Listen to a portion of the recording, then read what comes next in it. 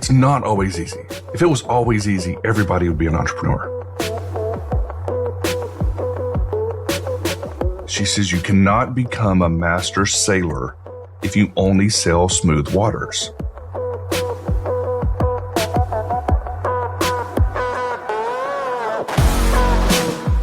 There's three key things marketing should do. It should build trust.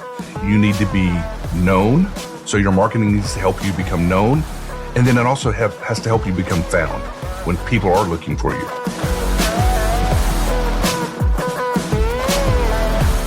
Today, I've got Billy Sticker on the show. Billy is an entrepreneur, AI strategist, author, and founder of multiple companies helping businesses grow through clarity, systems, and AI implementation. He founded Cairo Candy back in 2015, helping over 2,000 chiropractors generate more than $450 million in patient revenue. He also co-founded HireZim AI, where he helps companies implement AI safely and effectively. Billy is also author of The Blessed Entrepreneur and a faith-driven leader who's passionate about helping businesses owners with the wisdom, impact, and long-term stability. Billy, pumped to have you on the show. Sean, so glad to be here. Thanks for the invite. Absolutely, man. So I want you to take us back. We're sitting in a coffee shop here locally. Business owners, entrepreneurs are eavesdropping. They're listening around us. Take us back on what was the original vision for you or the problem you were trying to solve when you started Cairo Candy in 2015? It's so crazy. I wasn't looking to launch a marketing company. It started as a podcast. So back in the late 1900s, back in 99, I was selling rare coins, gold, silver, platinum. I lived in the Beaumont area, and there were several big companies out there that have clients all over the country, but there's just a few of the big companies based there. And I worked for two different companies over about an 8-year period and was making pretty good money. The second company was actually making more money, but I didn't enjoy it. It was a horrible environment. And I found a chiropractor locally that had an office in Beaumont and Port Arthur that was looking for somebody to come take over the marketing. And I got the job. I was good at it. I fell in love with it. We doubled the volume in both offices. And I just thought, to me, it lined up with who I was as a believer. I thought chiropractic was neck pain and back pain, but it's this mindset and this idea that God created our bodies to heal. It just doesn't need interference. And how do we keep our bodies in this optimal state of health? And that's what chiropractic is. And I loved it, but I wasn't making as much money. I did it for a few years, but wasn't making nearly the same money that I was when I was in the precious metals business. So I go back in the precious metals company, and there's so much more to that story. But after several years and just a deal, we basically had an agreement with the owners that I came in as sales manager. We got to a certain level. I wanted to buy into the company. Don't give me anything, but if we hit the levels you want, I would like an opportunity to buy in to be a partner. Didn't work out. We hit those numbers, but they just never came back around and said, you know what, we agreed to this. We didn't have an operating agreement. It was a handshake. And anyway, and I was frustrated. And I was like, all right. I was like, God, I want to do something. And back in 2007 and 2008, when I worked in office for that chiropractor, I started a podcast for chiropractors in 2008, like probably the first podcast for chiropractors. It was a horrible name. It's Chiropractic Marketing University. It was horrible. But I launched it back in 2008, did 6 or 7 episodes, and then was like, yeah. Well, I'd gone through some training back then, and one of the guys that I did this training with, who's out of San Diego, was a guy named Pat Flynn. And I don't know if anybody here has ever heard of Pat Flynn, but if you look him up, he has a podcast called Smart Passive Income. And from 2008 through like 2013, 2014, I mean, I would see his name come up, and I was like, oh, we both went through that podcast training at the same time. And it was November 2014. November 2014. I just happened to go to his website. And in the upper left-hand corner, he would put like his income. The idea of this podcast was, I'm going to try to make money on the internet. I'm going to show you how I'm doing. I'm going to show you what's working, show you what's not. Smart passive income. And it was like at $85,000. And I was like, wait, we both started at the same time. He kept his podcast going. I stopped doing mine. He's making $100,000 a year with a podcast. I was like, this is incredible. Well, then I clicked on it. No, he made 85 grand the previous month from his podcast. And I was like, all right, you know what, God, I've got different options here. I want to do a podcast. I love chiropractic. I know an awful lot about coins and precious metals. We've got a background in youth ministry. I wrote a book on leadership. Like, I've got different options here. What should I do? And not to be super spiritual, this is just kind of part of my journey.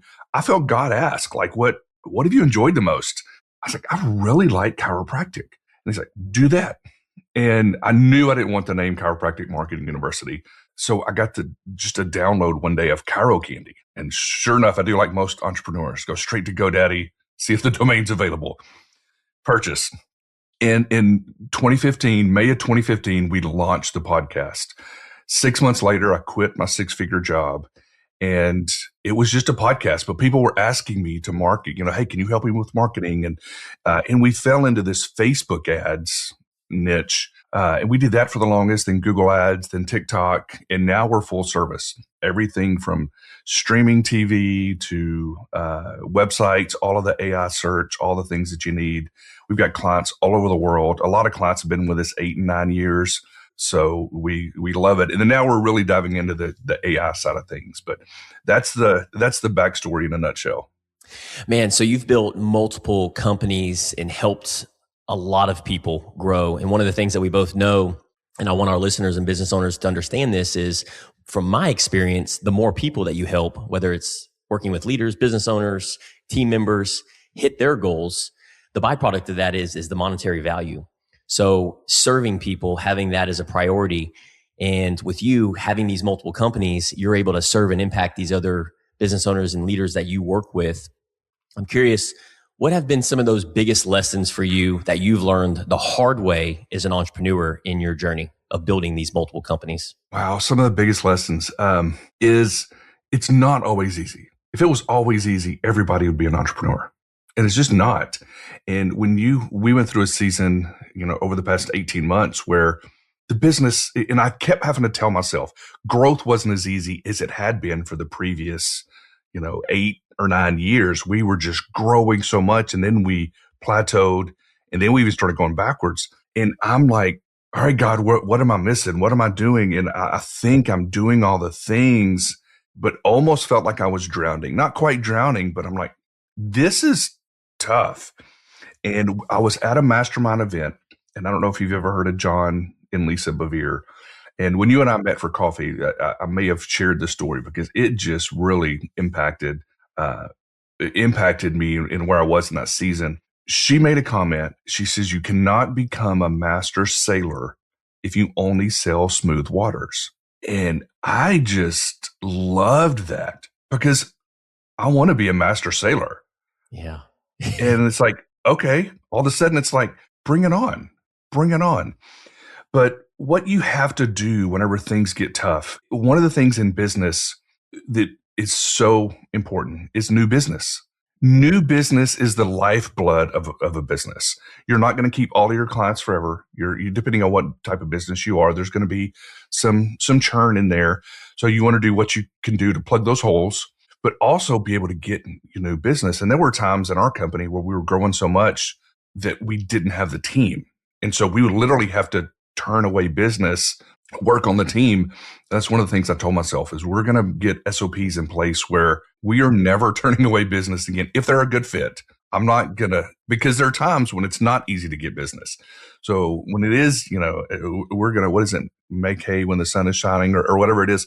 Like when fish are biting, we're going to go fishing, but also figuring out what is it that you do, because we all get paid to serve clients, right? We're solving some type of a pain point. And if that ends up being the pain, okay, for example, Facebook ads. For chiropractors for years, dude, it was easy. Like we can run Facebook ads for chiropractors, and it's like this in some markets where still it's just like it works so well. And other times it doesn't. Well, it's because there's a difference between principle and strategy, right? The principle is all of your marketing should be building trust. There's 3 key things marketing should do. It should build trust. You need to be known. So your marketing needs to help you become known. And then it also has to help you become found when people are looking for you. So trust, you got to be found, you got to be known. So how can we do all that? Like those are the principles, but the Facebook ads, the SEO, the streaming TV, whatever it is, all these are strategies that have to be backed by a principle. And for us, the principle is how do we help our clients become the best known at what they do?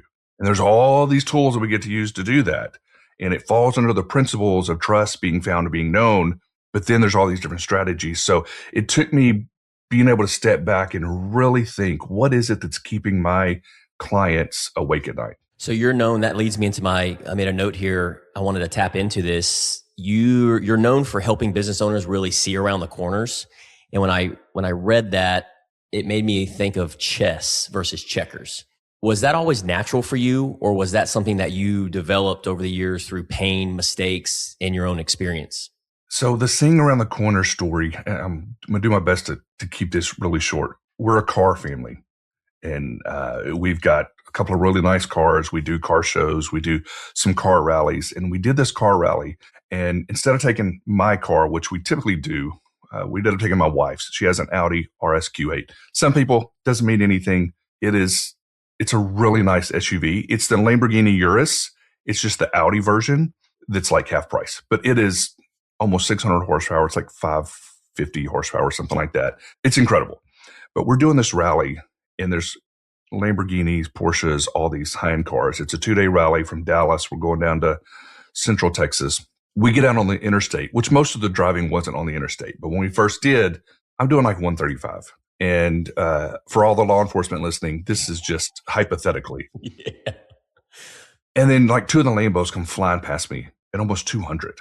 I mean, they're flying past me. I'm doing 130, and I'm so uncomfortable. My dad used to be chief of police, and I was just like, I'm so uncomfortable. Anyway, we get down to where we're driving. We're through the hill country. We're driving this stretch of road called Twisted Sisters. And it's beautiful. So pretty. Well, some of these guys were like passing around corners and stuff. It just driving recklessly. And I was so uncomfortable. And I'm like, this just isn't, nothing about this is fun. End of the second night, we're having dinner, just the kind of wrapping up the event. And one of the older gentlemen, he's probably in his mid 60s, drove a yellow Porsche 911. He's kind of wrapping up putting the bow on the event. And he's like, look, guys, some of you, this was your first rally. And we had told you guys, y'all need to get these walkie-talkies, like those special kind of walkie-talkies. He said, some of you guys thought we were driving crazy. He goes, but we're communicating the whole time. We're talking, we can see around the corner. We're talking, hey, you're good. You got it. You're clear, which made me feel a lot better. Yeah. But still, I was like, I don't know. Well, Monday morning, I'm having a call with a group of guys that we have calls just about every Monday. And one of them said, hey, today it's all entrepreneurs. So let's just kind of ask God to lift us up 30,000 feet above our business and see what he sees. What does he see in our business? So we take this time, and I felt God say, because I'm still coming off this adrenaline rush from this weekend. And I felt God say that the vehicle I'm in is made to go so much faster than I'm comfortable. And I was like, okay, all right, okay. And then I felt God say, I just need you to communicate with me. I can see around your corners. And I was like, how good is that? So, and I think to me, just seeing around corners, I think in business, it's Facebook ads. It's the AI, what's coming, what's possible.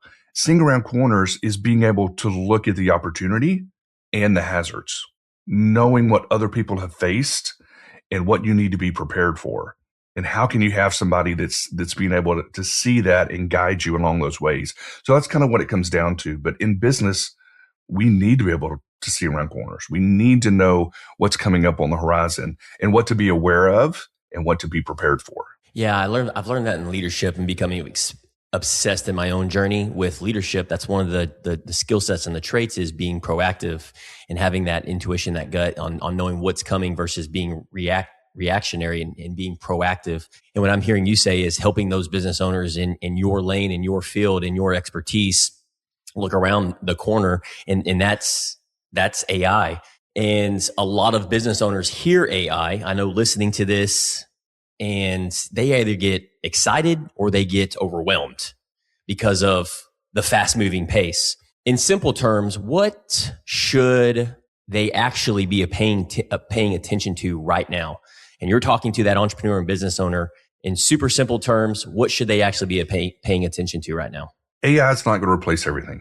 It's not going to replace everybody. And what we've told our team is the people on our team that really embrace AI to help expand their capacity for make their jobs easier and get more stuff done, those are going to be the most valuable people to our company. And I think the same is true in most businesses. If you can look to see how can AI help you increase capacity?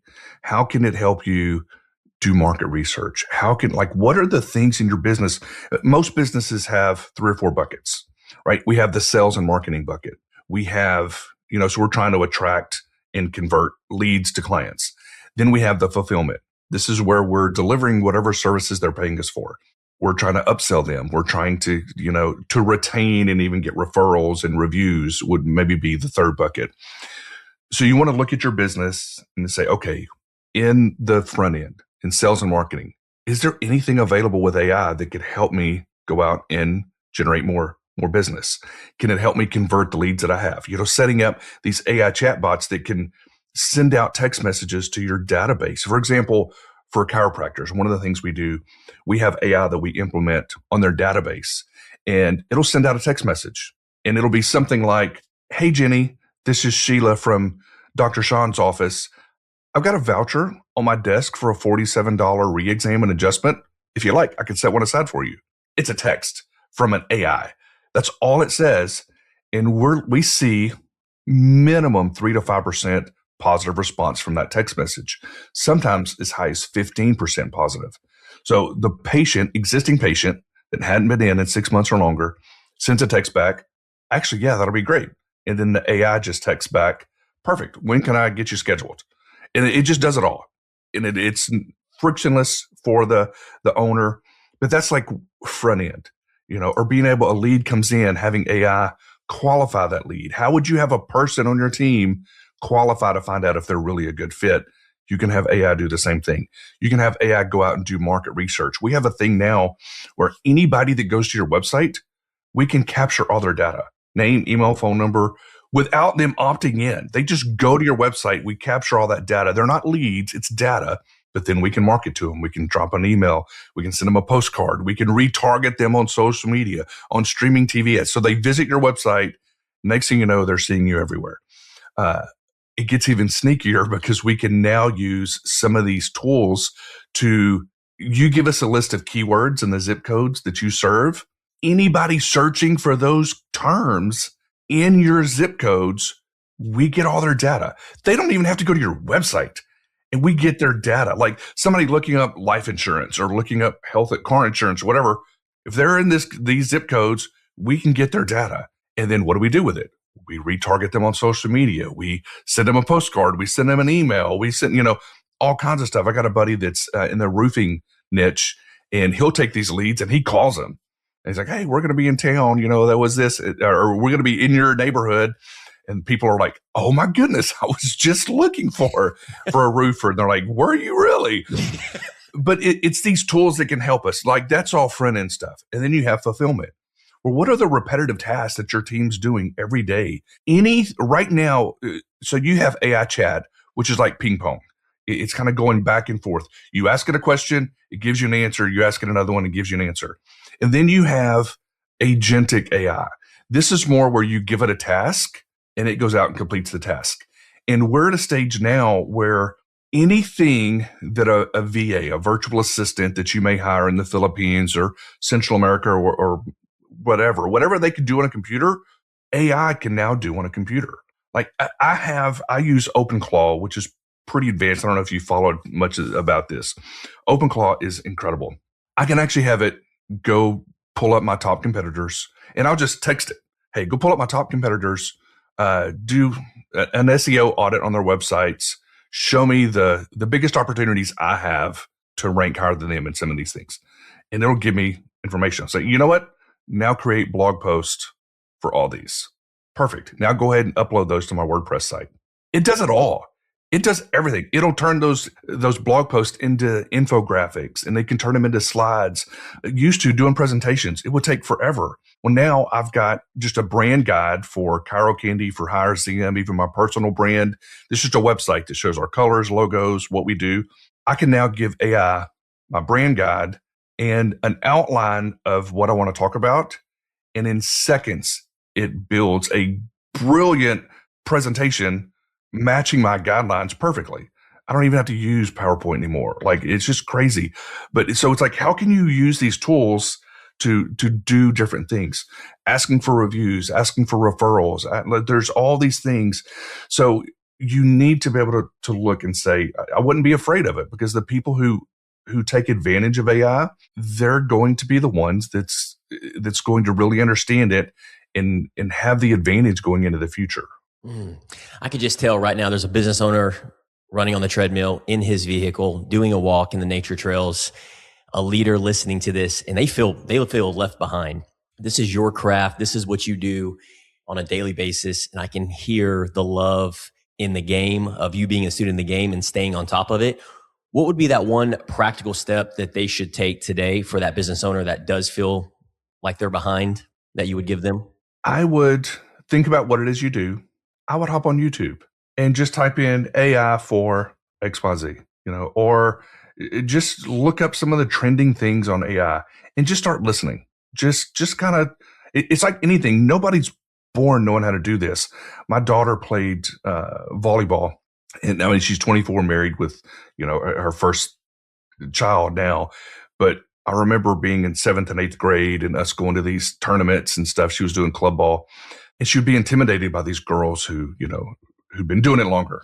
I said, babe, nobody was born knowing how to receive and serve and attack the ball. Like, they all had to learn it. And I think we feel the same way about things that we get uncomfortable about in business. It's like, oh, I can't do that.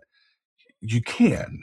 It's a skill. You can learn it. And the more, sometimes it's just the more and more you hear it, all of a sudden you don't realize how much you do know, So you just have to just get in and start learning. Yeah. One of the things hearing you say that we work a lot with in the Level Up and Live community with these business owners and entrepreneurs is really time blocking certain things during the day. So if they're really good and this gives them energy, because it really comes down to conserving your energy. Like, what gives you energy, what depletes your energy. At least that it works really well for me, is I know what gives me energy and what depletes my energy. And then either delegating or outsourcing the things that don't give me energy.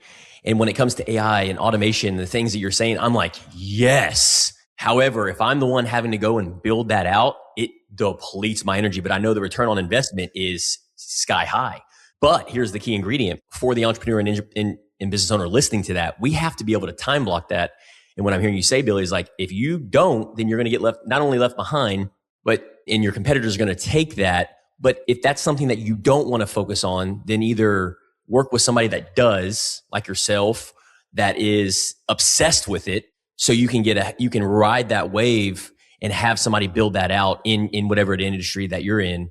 That's kind of what I took away from it, is like, you better be intentional about it. You better time block it and scrape the surface, whether it's starting with YouTube, finding some podcast on it, and putting one foot in front of the other and start implementing it in your business, because it's not if, but when.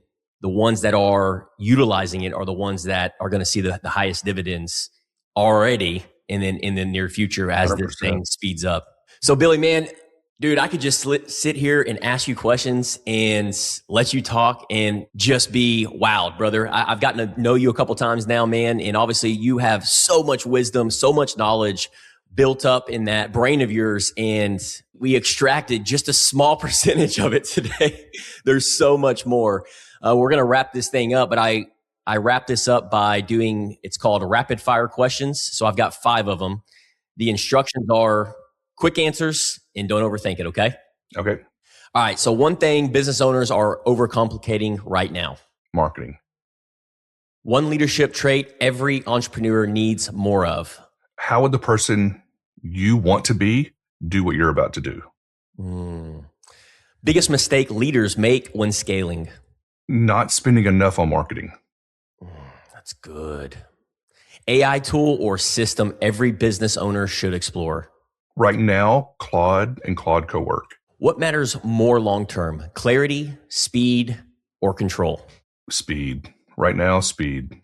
Well, Billy, this has been a powerful conversation, brother. I really appreciate your wisdom, your conviction, and the way you're helping business owners grow with more clarity, better systems, and long-term vision. I know a lot of leaders listening to this needed this conversation, not just around AI and growth, but around something, they're building something great and it actually is going to last for the long run, because this is a marathon. And so for those that want to connect with Billy, learn more about his work, or dive deeper into what he's building, make sure to go follow him on his socials. And Billy, thanks again for coming on the show, brother. Appreciate you. Thanks so much, Sean.